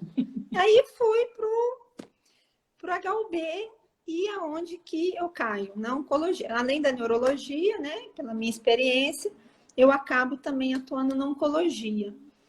E foi aí que eu comecei a olhar de uma outra forma e buscar, né, me instrumentalizar, não só a parte científica, mas também enquanto pessoa, né, uma reflexão, né, o que é essa morte, né? E a gente realmente não está preparado, né? Culturalmente, é difícil a gente falar, né? A gente não dá conta, a gente não dá conta de se preparar mesmo. E enquanto que outras culturas eles lidam de uma outra forma, mas a gente tem que lembrar que, né? Quando existem ao longo da vida, a gente vive diferentes mortes, né? A partir do momento em que eu passo de adolescência para adulto, do adulto jovem, né, para o jovem velho, vamos dizer assim, são pequenas mortes que a gente tem ao longo da vida. Né? No meu caso, né, eu saí do SARA. Quando eu saí do SARA foi uma outra morte, né? Porque eu fui para uma outra realidade. Quando você sai de um relacionamento, enfim, tudo isso são nossas pequenas mortes. E a partir do momento que eu comecei a olhar para esse processo, tirando a questão da religião, né, mais uma vez, eu comecei a ver que em vários textos, livros e vários autores falam muito da questão da vida, né? E tem, eu acho que vocês já devem ter ouvido falar da doutora Ana Cláudia Quintana Arantes, ela, né, tem esse livro que A Morte é um Dia que Vale a Pena Viver. É mais ou menos isso mesmo, a gente ter consciência de que a morte faz parte, né? E que a gente tem que refletir assim, o que a gente está fazendo na nossa vida, né? E como eu vou viver essas pequenas mortes, né, do dia a dia. Eu queria até falar que antigamente você vivia muitas vezes no ambiente rural, você até matar galinha, matar porco, era parte do dia a dia, né? Você, como as pessoas também adoeciam e morriam com maior frequência, né? Você tinha um aspecto das pessoas conviverem mais com a morte, né? Uhum. Hoje em dia, com antibióticos, outros procedimentos, a gente acaba só perdendo nossos avós quando nós mesmos já estamos com uma certa idade, né? Então, eu acho que há esse desligamento, né? E guerra e outras coisas são coisas que acontecem em outros países, né? Então, a morte se tornou algo um pouco distante, que a gente não tem contato. E até o médico, eles criam um ambiente, a morte não é no meio da família, né? É uma coisa clínica, seca, né? Hoje, talvez a morte não esteja tão distante como antes, porque a gente está vendo aí a todo momento, né, falar disso. Então, por exemplo, se a gente fala em morte hoje, talvez a gente tenha passado daquela imagem, né? Quando antigamente a gente falava em morte, tinha a foice, né? A coisa escura, tinha esse símbolo, né? Esse simbolismo. Hoje, talvez, se a gente falar em morte, né? Se a pessoa fechar o olho, vai ver o Covid-19. Vai associar a ele, né? Com certeza. E aí, então, a gente tem lidado, né, com a morte mais próximo do que há um tempo atrás, né? Isso é um ponto. E eu ia falar uma coisa e fugiu, vou tentar voltar aqui. A Tatá aqui, Chaves, falou que ela tem traumas até hoje de ver a avó dela matando galinhas, da forma que era, né? Realmente não é muito legal, né? Na sua live você falou de Santo Agostinho, que ele falou que a morte não é nada. Como é que é a frase?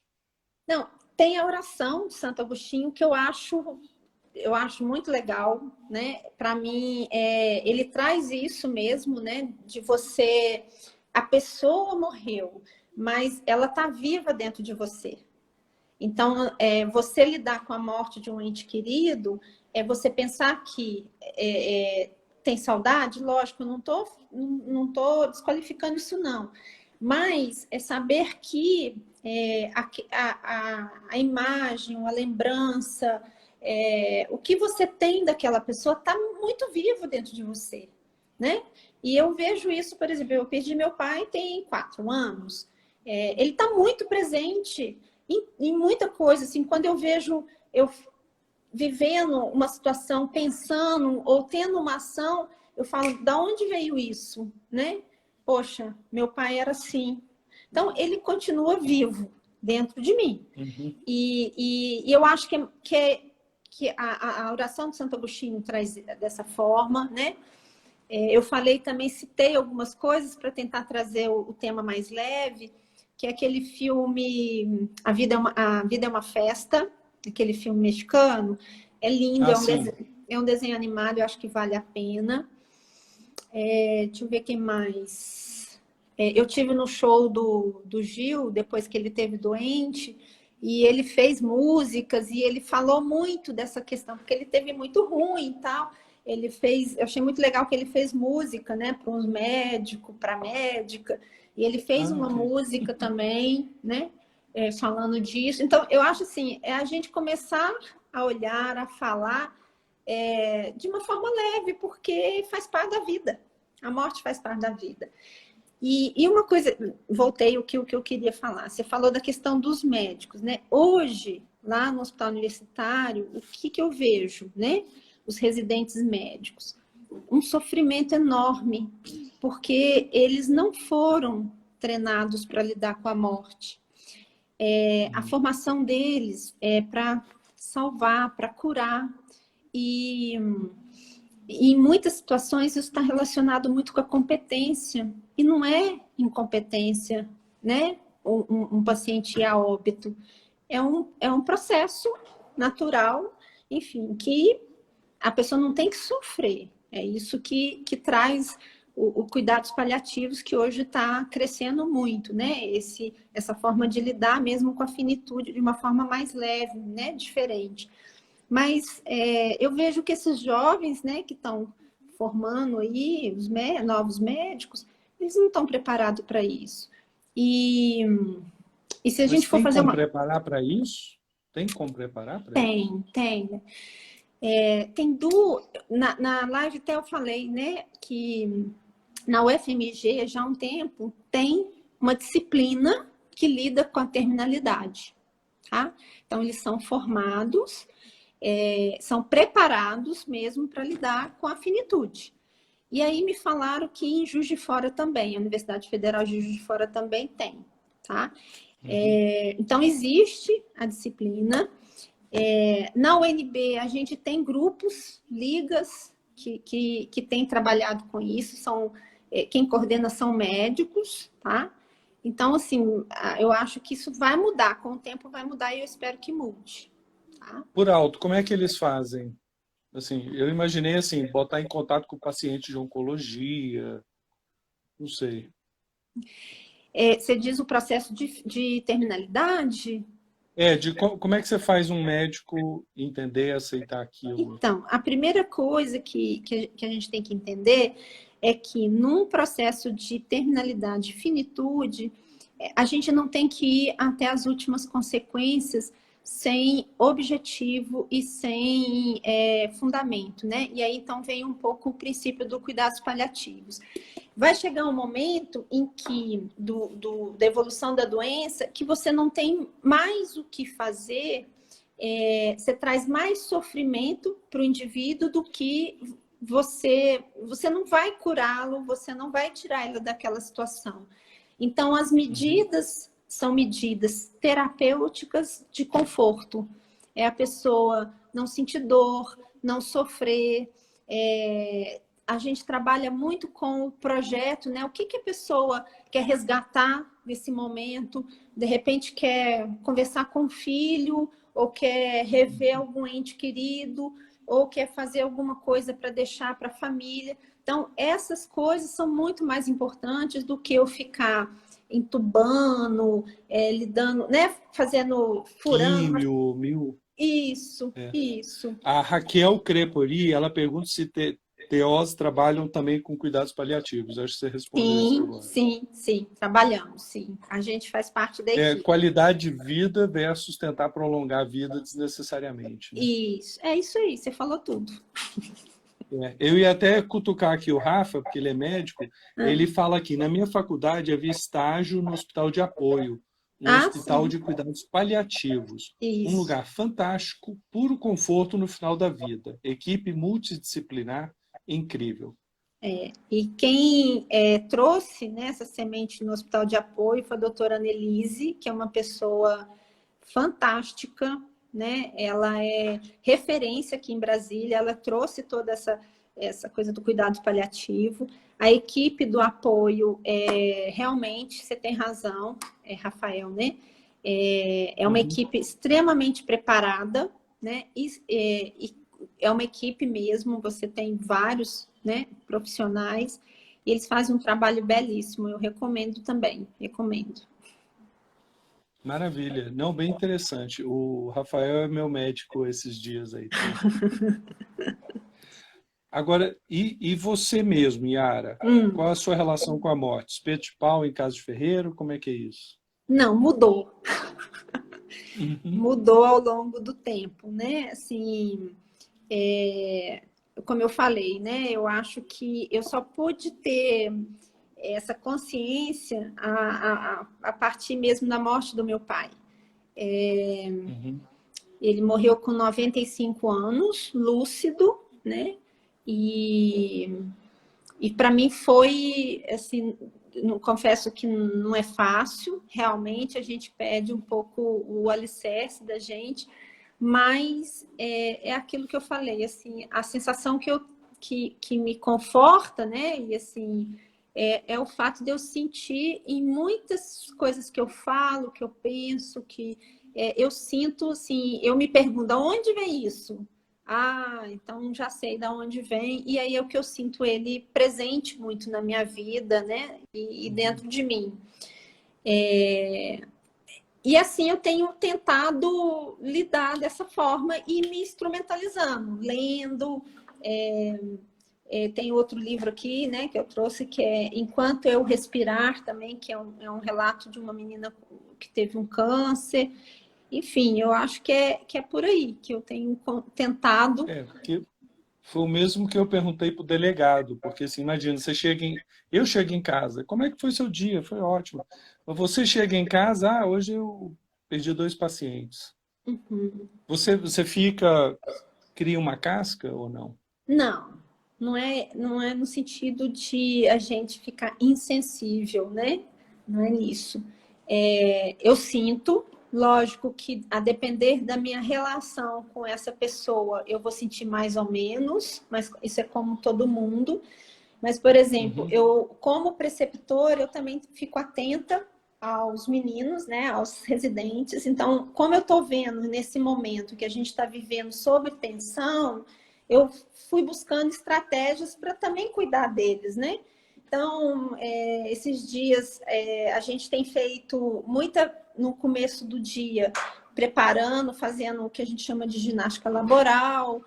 Hoje a gente já estendeu para a equipe da enfermagem também, então a gente dá esse apoio, porque eu sinto na enfermaria, né, que a tensão está grande, e eu fico me perguntando o que eu posso fazer para ajudar os meus colegas, né? Aí, por exemplo, então amanhã nós vamos fazer um café da manhã aqui para a gente se confraternizar, ou para a gente, né? Então, essas coisas que a gente tem que ir buscando estratégia para a gente dar conta de lidar com esses momentos, né? Tem época que vai ser Mas, mais fácil, tem situação que vai ser mais fácil, tem situação que não vai ser. E tudo bem, vamos mas lá. você tenta não se apegar aos pacientes, por exemplo, na oncologia? Eu vou te falar assim que é muito difícil eu não me apegar aos pacientes, seja da oncologia ou de qualquer outra, é muito difícil, porque é do meu Uhum. perfil, né?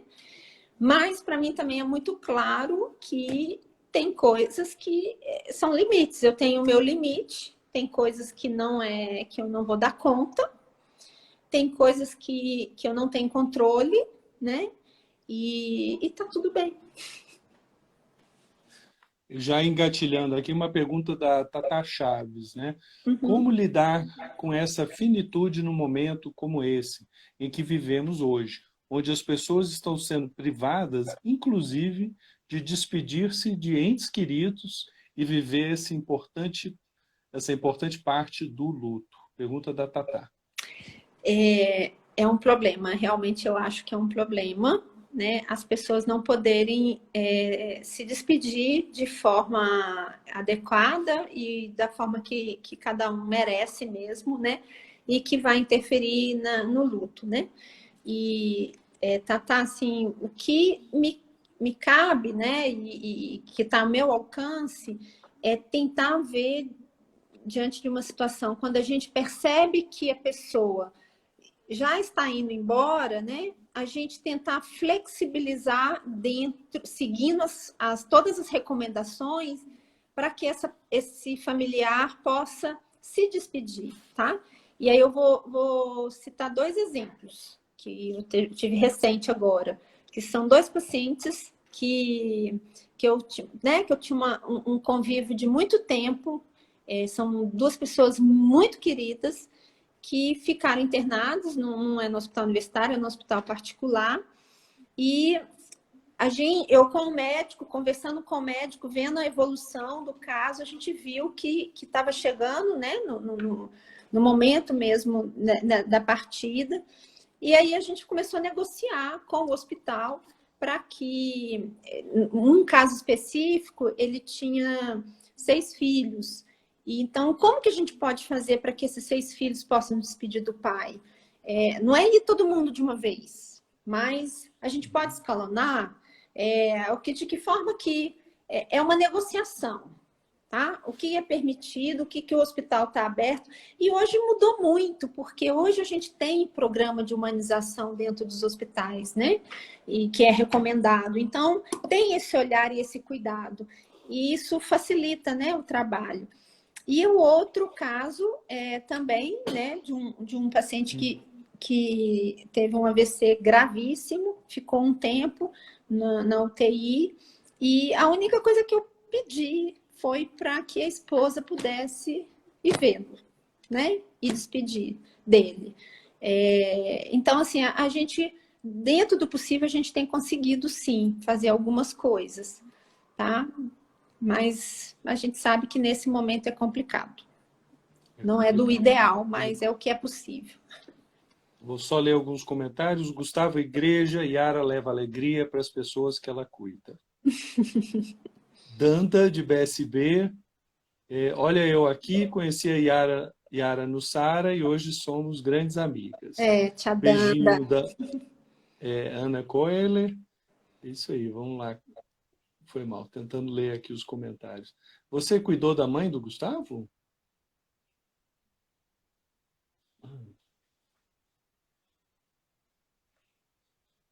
Ups, talvez tenha caído.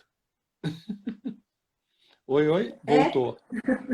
Tudo bem? Você chegou a cuidar da mãe do Gustavo Igreja? Hã? Você cuidava da mãe do Gustavo Igreja? O Gustavo que falou aí? É. Pera, deixa eu só carregar aqui. Não. Eu não sabia se vocês conheciam. Uhum. Dona Selma, isso mesmo. Selma.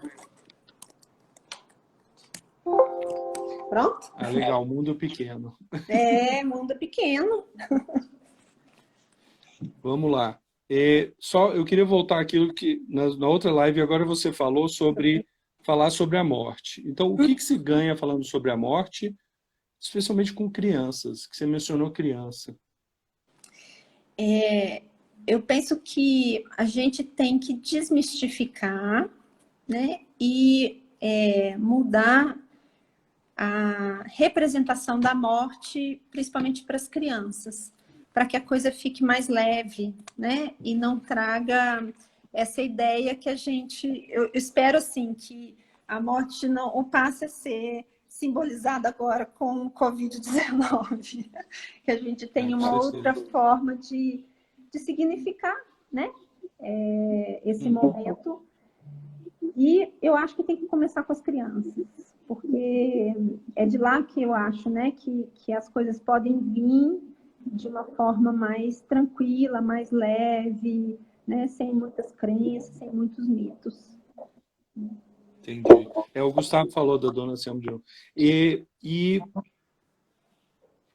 não se vive de bem. Mas para quem não tem espiritualidade, o que você diria? Como é que se fala com quem não tem espiritualidade ou uma espiritualidade que seja muito diferente? Pois não sei. O que eu diria é que a espiritualidade, que não é religião, ela é um dos aspectos do ser humano. Então, eu acho que essa pessoa devia rever, refletir um pouco mais sobre essas questões e não é para converter a nada, mas assim, tentar ver essa coisa da espiritualidade, no que acredita, no que, né, para ele, não pensando na morte, mas para a vida mesmo, para o dia a dia, né? Mas, assim, é o que eu penso e é o que eu tento, né, buscar para que a vida seja mais leve, que a vida tenha mais qualidade, né? Eu busco princípios que norteiam mesmo o meu dia a dia, o meu transitar, seja no trabalho, seja em casa, seja nas minhas relações, e porque isso para mim é importante, né? E, e faz parte mesmo do meu jeito, do meu perfil. Então, assim, é ter consciência mesmo, ter propósito, né? Então, a questão de ter propósito na vida, né? Vê se algo está obstruindo o seu microfone, ou a Ah, mão, ou alguma... Ah, pronto. ok. Desculpa. Vamos lá. Mas nesse aspecto, agora que a gente está no meio dessa crise, dessa pandemia, como é que está esse burnout dos profissionais de saúde? Porque, assim, ninguém achava que ia durar mais do que 2, 3 meses. Sim, Então, como é que está a situação dos profissionais de saúde? Como é que está o desgaste? Inclusive porque muitos deles estão sem contato com a família, sim, com os sim, namorados, com sim. medo de infectá-los, né? Isso. Você falou uma palavra aí que é importante, burnout, né? Isso já, independente da pandemia, é uma coisa que a gente tem que ter cuidado, sim. No caso da pandemia, né? Eu citei um pouco o exemplo, e eu vou citar o exemplo do HUB, porque eu estou lá dentro. Hoje a gente tem uma equipe que tem essa ação, né, na saúde mental e proporcionando coisas para os funcionários, né? Então, a gente não só tem o apoio psicológico para quem tiver necessidade, mas hoje a gente tem algumas atividades. Então, por exemplo, tem tido lá acupuntura, reiki, que são essas práticas integrativas, que eu acho extremamente importante, né? E que está à disposição dos funcionários, tá? Então, tem uma equipe formada por serviço social, psicologia, enfermagem, terapia ocupacional, para dar esse suporte. Eu acredito que nos outros hospitais também possa já ter alguma coisa nesse sentido mesmo, né? E no meu caso, né, e aí eu vou trazer, né, para a minha experiência, como eu fico no andar, né, na enfermaria, e me preocupo, né, com essa dinâmica da enfermaria, lógico, eu estou vendo o que está acontecendo, não estou insensível, né, eu vi que eu comecei a pensar de que forma que eu posso contribuir para a saúde mental dos meus colegas ali, né? Então, às vezes, assim, coisas mínimas que você pode fazer. Eu diria, assim, a gente sair um pouco do nosso umbigo, sabe? E olhar um pouco em volta e pensar assim, o que que eu posso, de que forma que eu posso contribuir, né? O que que eu posso fazer, né? E fazer o seu melhor, o que tiver ao seu alcance. Então, quais foram as minhas alternativas? Cuidar dos residentes, então eu tenho ficado próximo, procuro sempre estar com eles, discutindo, sempre no final do período eu sento com eles, e aí, tudo bem, tem alguma coisa? Eu fico atenta na forma como eles chegam, né? E a equipe da enfermagem, que eu acho que é uma equipe que está muito, muito demandada, né? E aí eu fui pensar, de que forma que eu posso ajudar? Ah, então, nós vamos fazer, assim, não dá 10 minutos. A gente para todo mundo num horário que é adequado. Eu ponho uma música e vou fazer com eles alguns movimentos, né? Para que possa ficar um pouco melhor diante disso tudo, né? Então, eu acho isso, assim, que se cada um, né, dentro do seu, seja no trabalho, seja em casa, começar a olhar um pouco mais à sua volta, sair um pouco do eu, né, e olhar e ver o que você pode fazer para contribuir, eu já acho que é muito, é muito. E eu tenho certeza, assim, que cada um que está aí, que está em casa, tem algo a ajudar, a oferecer. Eu acredito muito É. nisso. Né? O problema é assim, que os médicos são notórios, maior índice de divórcio, suicídio, uso de drogas, tabagismo. Eu diria que o médico não é nada saudável, né? A Uhum. profissão é muito puxada, né? Uhum. E agora, num momento que nem sequer a família, alguns podem ter contato, é uma loucura, né? É uma loucura. Não é fácil. Mas vamos buscar estratégias. Vamos buscar. Eu Uhum. acho que tem uma saída, tem alguma coisa. Não é o ideal. A gente não pode pensar no. Mas o que é que hoje eu posso fazer? O que é que eu posso lançar a mão? Como é que está sendo o seu convívio com o Covid? Você está cuidando de pacientes que estão com Covid diretos ou não? Então, no começo, o HUB ficou como retaguarda, porque o Agarram seria referência. Então, o que aconteceu? A gente estava recebendo os pacientes do Agarram que não eram Covid. E Uhum. então foram para o HUB. Depois foi Santa Maria, né, que virou também uma referência, e Ceilândia. E aí, então, como tem esse convênio, né, essa parceria em rede, a gente começou há 2 semanas e meia, a receber pacientes da Ceilândia. Esses pacientes da Ceilândia estavam indo sem o exame, né, o resultado do exame. Então, são pacientes que estavam chegando e a gente não sabia se era COVID positivo, né, se era ou não. E a enfermaria vai se organizando. A gente tem se organizado quase que diariamente de acordo com a realidade, de acordo com o momento, né? Hoje, a gente tem pacientes, aonde eu trabalho, né?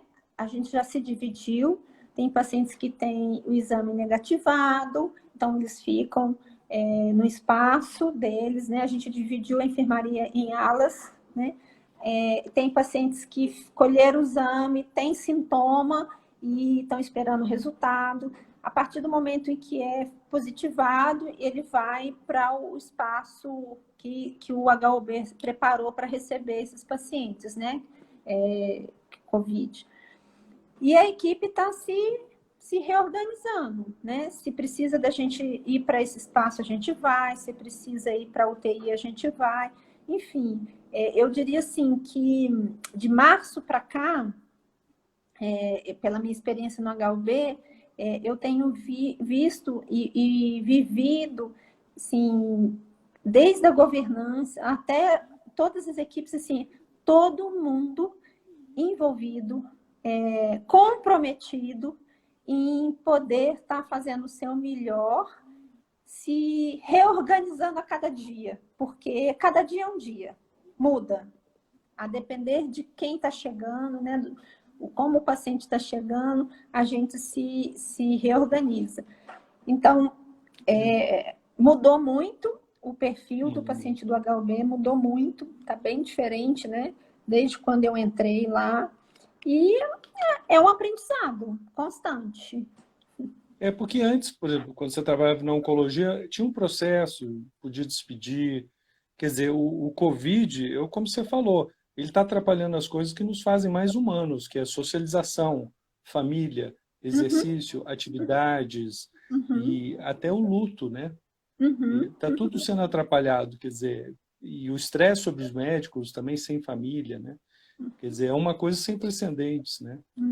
Então, eu não estou diretamente na ala onde tem pacientes, né, com Covid, eu não estou diretamente, mas estou vivendo uma enfermaria que hoje a gente tem dúvidas, porque o paciente chegou, colheu o exame, tem que esperar o resultado, mas até esperar o resultado, ele tem que ser acompanhado. E o que a gente tem que fazer? Proteger a gente e proteger o paciente até da gente, né? Então, é Uhum. uma proteção. Então, os equipamentos de proteção individual são fundamentais e isso a gente fez campanha e a gente teve uma colaboração, né, da população, foi fantástico. E o meu cuidado é quando eu chego em casa, né? Eu estou com 2 filhas em casa, então eu tenho que ter cuidado. Você Eu está tenho... isolada delas? Não, e o meu exame deu negativo. Não. Eu tenho a minha roupa que eu atuo no hospital, fica lá, né? Então eu troco quando eu chego e quando eu venho embora. E quando eu trago para lavar, eu trago, né, ensacada, lavo somente ela. Vou tendo esses cuidados. Tem um sapato só que está lá no hospital, que não sai de lá, né? Então, são esses cuidados que a gente tem que ter mesmo, que está todo mundo tendo, né? O álcool gel toda hora, enfim. Vamos lá. Então, a gente está acabando daqui a pouco, segunda hora. Eu queria que as suas palavras finais, os insights que você teve de trabalhar com isso, lidar com esses problemas, com pessoas em situações tanto de problemas físicos e mentais. Uhum. Palavra final aí contigo, Yara. Primeiramente, assim, eu espero ter contribuído, né, e ter atingido a expectativa das pessoas que entraram, né? Eu diria que tudo que foi falado aqui são coisas que vêm de dentro mesmo de uma vivência, primeiro lugar, e segundo lugar, de muita reflexão e busca de respostas, busca de conhecimento, né?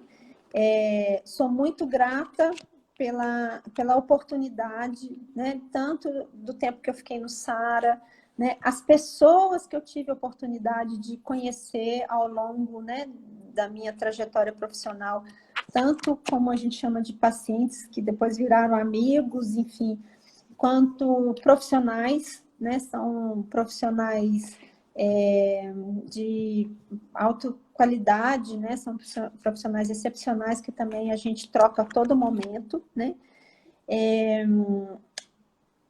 Eu tento encarar as dificuldades da vida, como, por exemplo, a morte, né? De uma forma... Tenho tentado, né? Tenho buscado isso de uma forma mais leve e como sendo parte da vida mesmo. E, então, se é parte da vida, eu procuro e sugiro que a gente viva o presente com qualidade, buscando sempre trabalhar ou ver ou equilibrar, né, o que compõe a gente e o que faz parte do nosso conteúdo individual, da nossa história, né? Eu acho que é isso. Não sei. Maravilha, muito obrigado, Yara. Eu diria, eu anunciei a live num grupo de WhatsApp e eles ficaram muito interessados, inclusive de falar de aspectos da morte, inclusive de viver bem, né? Porque ninguém vai sair vivo dessa, né? E o que importa é isso. E se os entes queridos morrem, o que importa é a memória, o quão importantes eles foram na nossa vida, né? E que as lembranças são para sempre, né? São para Então, sempre. olha, muito obrigado. Eu não consigo imaginar como deve ser essa rotina de lidar com esses problemas e pacientes, porque o que a gente mais tem medo de perder é a consciência e perder o corpo. E você lida com essas duas facetas, né? Quer dizer, pessoas que têm que se refazer e superar perdas inacreditáveis, né? Então, eu fico realmente impressionado. Eu agradeço aí. Tem vários comentários aqui que ficou doido para ler aqui. Parabéns, Lé, pela iniciativa, terapia ocupacional. O doutor Rafael, adorei a conversa. Uma pena que agora a roda virtual eu não fico mais conhecendo o convidado pessoalmente, mas a gente vai tentar, Rafa. E a Luana, como filha da terapeuta ocupacional, eu gostaria de agradecer a oportunidade de expor e falar sobre o papel do TO na sociedade. Isso. Então é isso. Muito obrigado. Eu acho que é até bom que a gente tenha adiado essa roda de conversa para pós ou durante a pandemia, que até ficou mais interessante. A Eu gente acredito que originalmente nada, teria feito uma conversa ao vivo, né? mas eu acredito que nada é por acaso, né? Então, se acabou sendo nesse momento, é porque tinha que ser nesse momento. Eu queria deixar assim, o contato, qualquer coisa, eu estou à disposição para qualquer outra questão que eu puder estar ajudando, né? Contribuindo. Então, eu estou à disposição. Confesso que, como uma boa mineira tímida, essa coisa não é muito fácil para mim. Mas, né, eu já tinha falado para você, ai meu Deus do céu. Mas espero então que eu tenha contribuído e estou à disposição. Um maior prazer, foi muito bom, muito gostoso estar aqui conversando. Muito obrigado. Gente, meu nome é José Guilherme, eu organizo a roda de conversa. Quem quiser acompanhar pode me adicionar, pede contato aí para a Yara, para os outros. Toda semana tem sido um assunto diferente. Infelizmente, a gente acaba voltando para o Covid, por bem ou por mal, né? Mas Uhum, eu acho que a Yara ajudou muito, acho que é uma lição. Eu, apesar de não ter espiritualidade, eu concordei com muita coisa que você falou, especialmente sobre lembranças das pessoas. É muito difícil. A minha geração de amigos está começando a perder os seus pais, né? Então, a uhum. gente agora que está enfrentando essa questão, por bem ou por mal, né? Mas eu concordo muito contigo. Muito obrigado, Yara. Muito obrigado, Luana, por ter feito esse contato naquela festa lá. Lembra É, quando as pessoas se sim, encontravam, é. etc., né? E Uhum, viviam no mesmo ambiente, etc., né? uhum. Então, muito obrigado. Se alguém tiver mais alguma pergunta para Yara, à vontade, manda por WhatsApp, etc. E a gente Isso. sempre tenta manter a conversa rodando. Muito É, obrigado, Yara. só para finalizar, assim, você falou uma coisa que realmente assim a gente lida, né? Para quem não estou falando que é só eu, mas a gente lida muito com essa coisa difícil, né? De perda, enfim. E uma coisa que me alimenta, que eu descobri que me alimenta, são as relações, é estar com o outro. Isso me alimenta minha alma, né? E me dá força para poder continuar mesmo. Então, cada um busca o que alimenta a sua alma, o que alimenta a sua criatividade, a sua criança. E eu acho que é isso. Maravilha. Não, muito feliz que você está lá no front, como eles dizem, ajudando os médicos e outros profissionais que estão certamente sofrendo um baque muito forte com essa situação. E aqui os comentários finais, gostei muito. Rosana Machado, gostei muito, em alguns momentos fiquei emocionada e preocupada. Tá ótimo. Yara, amiga e irmã, grande presente na minha vida, te admiro muito. Maravilha. Gente, muito obrigado. Até a próxima. Semana que vem a roda de conversa vai ser uma sexóloga e aí Uhum. eu vou trazer o aspecto da sexualidade na pandemia de novo. E aí vamos ver, então. Maravilha, gente. Muito obrigado. Até a próxima. Beijinho. Beijo, tchau, gente. Tchau, tchau.